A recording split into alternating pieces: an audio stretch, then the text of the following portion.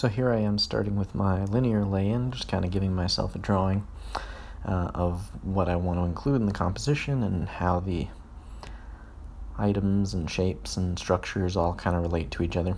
So I get done with that, and then I start to add in some local values. I want these this block in this wash, which is a very thin, kind of thinned down with Gamsol. Tones to be as relevant as possible. I'm not just kind of making them up. I'm checking the value number one, making sure that the value is relevant and accurate to my reference, and then also making sure that the color is as accurate and relevant as I possibly can.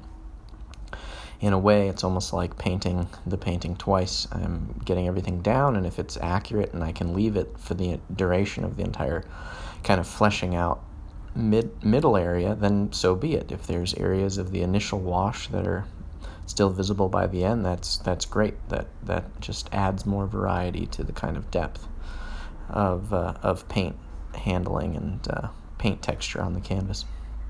So now I've kind of entered the middle stage, which is just slowly fleshing out all the forms, little nuances here and there.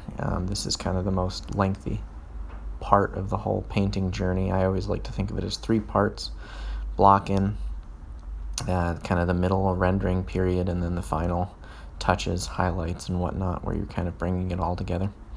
So this part takes the longest, and I'm changing little things. I've actually invented a couple things in this painting. The crab traps there and the buoy in the foreground were not in the reference photo. Neither was the motor on the smaller boat, and I felt like that would be a nice addition.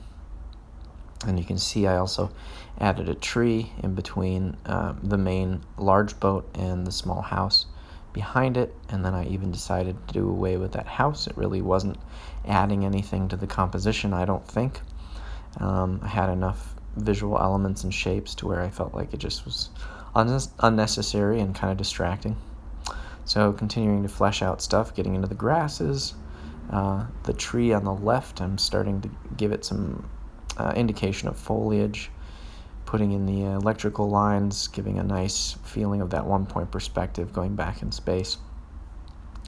They were a little bit crooked, but kind of over-accentuating that because I feel like it was, you don't want them perfectly straight. It's kind of an old country road.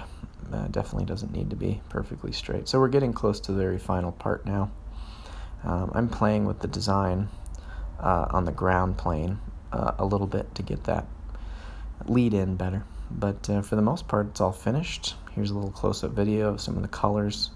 I actually went back and changed a few things after this video, but the video is nice to see just different areas of the painting. So that's basically how I'd go about it. All in all, it took me about 5-6 hours, I think, maybe 6 or 7. And these pictures are every 20 minutes.